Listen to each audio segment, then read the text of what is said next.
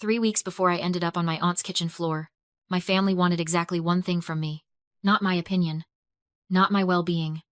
My signature on $2.4 million worth of debt my stepbrother Marcus had already buried himself under. They called it family. They called it loyalty. They called it just paperwork. But when I said no, Marcus showed up at my townhouse, forced his way through my door, and left me on the carpet while my own mother stood over me and said, "You did this to yourself." What the police found afterward wasn't just what happened that night. It was what my family had been hiding long before I ever picked up a pen. My name is Reeve Callahan, and this is the story of the night I stopped being the dependable one. Before we get into it, tell me where you're listening from and what time it is there, because this started with a Sunday dinner invitation. And if you've ever been punished for protecting yourself from the people who were supposed to love you most, what I'm about to share will feel painfully familiar. 3 weeks before everything collapsed, I was sitting in a private dining room at a restaurant called The Lantern House in Asheville, North Carolina, watching my family laugh like the world made sense. That was the strange part. Nothing about that evening looked dangerous. No raised voices, no slammed doors. Just pressed linen napkins, candlelight, and people smiling slightly too hard. I had driven there straight from my office, still in my blazer. The charcoal one my college roommate once said made me look like I was perpetually about to deliver bad news. She wasn't wrong. My stepbrother Marcus was holding court near the bar when I arrived. He was describing the property he was buying, not just a house. A legacy home, he called it. Nearly $2.4 million. Mountain views. Custom stonework. A wine room. A guest wing for future children. My mother, Diane, touched Marcus's arm like he had personally hung the moon. Then Marcus spotted me across the room. "There she is," he said, grinning wide. "The human audit report." A few people laughed. I smiled, because smiling was what I had trained myself to do. He kept going. "Reeve still reads the fine print before downloading a free app. But hey, every family needs someone who triple checks the math." My stepfather, Gerald, laughed harder than anyone. That laugh sat in my chest longer than the joke did. After dinner, when the server cleared the plates and refilled the coffee, Gerald placed a thick manila folder in front of me. Not beside me. In front of me. Like the whole evening had been moving toward this single moment. Inside were financing documents for Marcus's house, 2 vehicle loans, and a business credit line. The total exposure was $2.4 million. Gerald spoke gently, which somehow made everything worse. "The lender wants a cosigner while Marcus repositions some assets. Temporary, clean, nothing dramatic." I worked in financial compliance. I knew exactly what those documents meant. Co-signing wasn't moral support. It was liability. If Marcus missed payments, my credit absorbed the damage. If he defaulted, his debt became mine. I didn't say no, not yet. I only asked if I could review everything first. The table shifted the way a room shifts when someone says the wrong thing at the wrong time. Diane set down her glass. "Families don't hesitate when someone needs help, Reeve." Marcus leaned back. "You're the only person here treating this like a hostile acquisition." Gerald let the silence stretch before he added, "Sometimes loyalty matters more than caution." That was how they did it. No threats. Just the quiet suggestion that hesitation was betrayal. I sat there with coffee still warm in my hands, staring at documents that could dismantle everything I had built, and understood something I had been avoiding for years. I wasn't afraid of losing money. I was afraid of admitting my family only saw my value when I was useful. I didn't sleep much that night.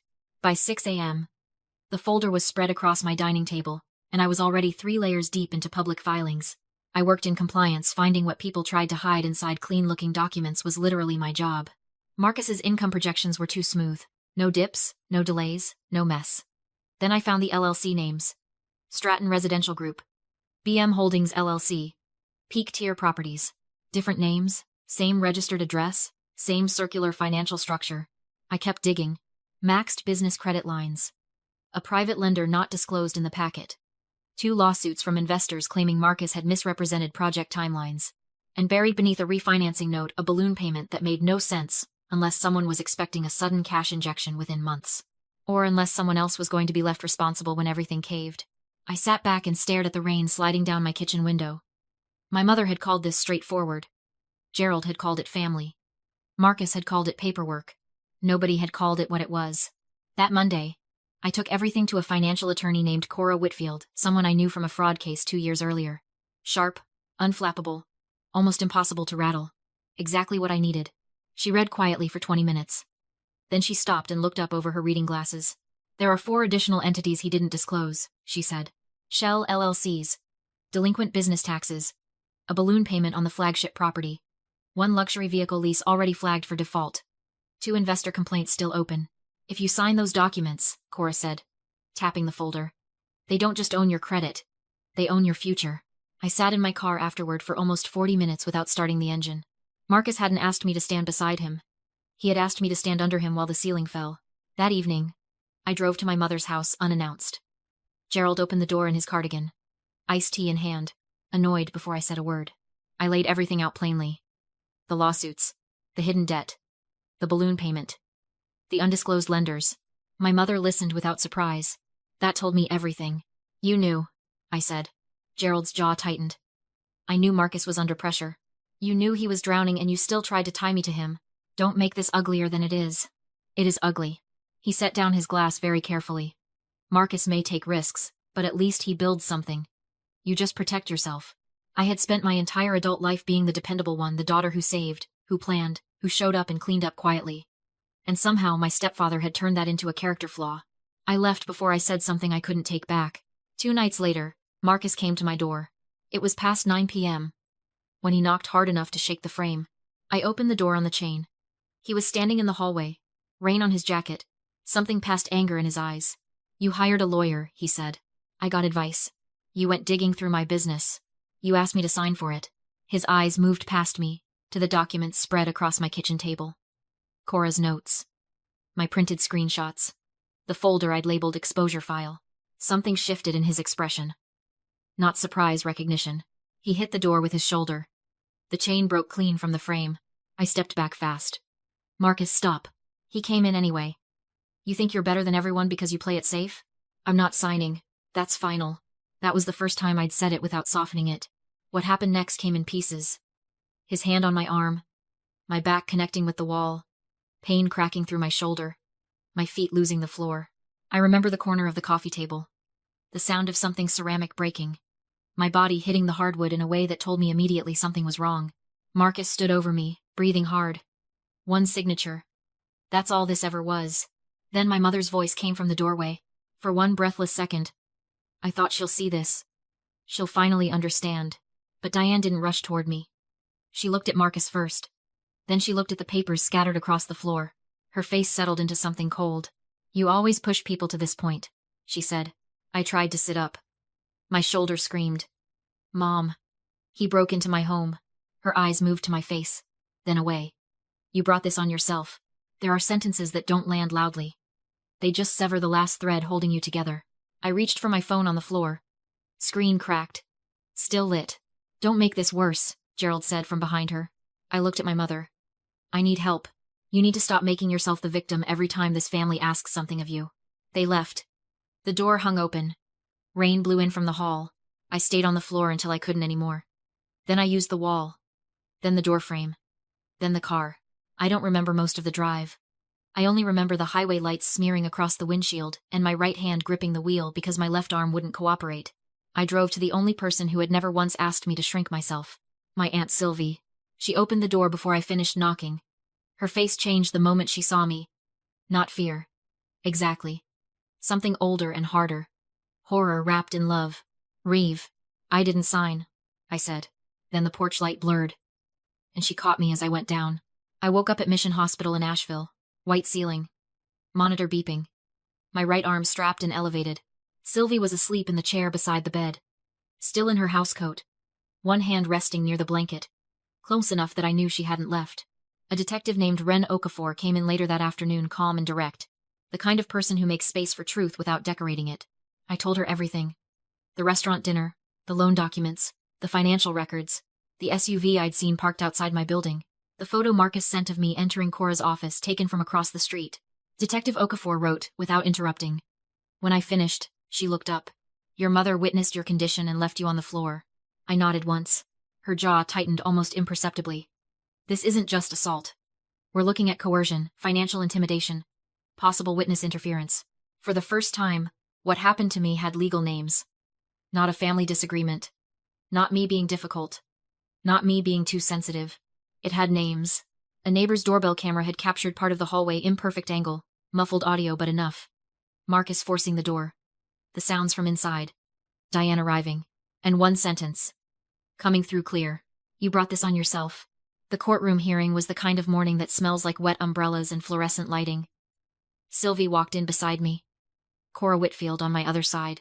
Marcus sat at the defense table in a tailored jacket, looking like a man wrongfully inconvenienced. My mother sat behind him. She did not look at me once. Marcus's attorney built the expected story. I was unstable. I resented Marcus's success. I had manipulated Sylvie.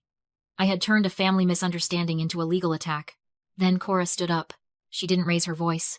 She simply introduced the evidence, the hallway footage, the hospital photographs, the financial records, the hidden LLCs, the investor lawsuits, the balloon payment, the text messages pressing me toward a Friday deadline. The audio played, muffled at first. Then, "You brought this on yourself." The courtroom went completely still. Under questioning, Gerald finally said it aloud. He had known about Marcus's financial exposure and had still wanted me to co-sign. The judge paused. Diane, when asked directly, said she believed the family needed Reeve to be stronger than her feelings. I looked at my mother in that moment, and something inside me went very quiet. She had never seen my steadiness as something worth protecting, only something to spend. 6 months later, Marcus was sentenced on assault and coercion charges. A financial fraud investigation continued pulling at everything else. Investors filed civil suits. Banks stopped accepting his charm as collateral. Gerald's name disappeared from the local business council boards. My mother moved into an apartment across town. People assumed that would feel like winning. It felt like grief. Because justice doesn't return the years you spent making yourself small. It doesn't undo the muscle memory of flinching. It doesn't stop the rain from sounding, for just half a second, exactly like it did the night you hit the floor. My shoulder still catches when I reach too fast. The scar near my eyebrow faded. I stopped looking away from it. Therapy helped me understand that being low maintenance, endlessly dependable, and never asking for too much, were not personality traits.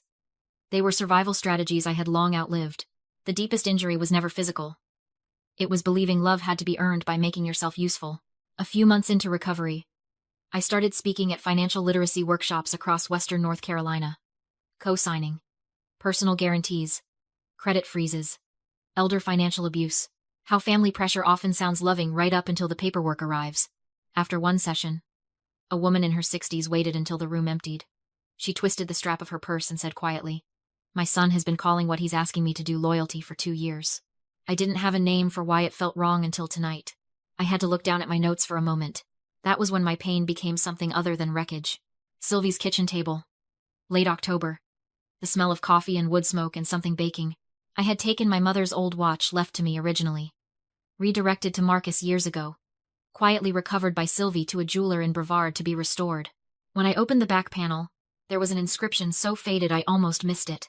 For the daughter who knows the difference between kindness and surrender. I read it 3 times before I could speak. Sylvie pretended to be very focused on her crossword puzzle. "She knew you," she said.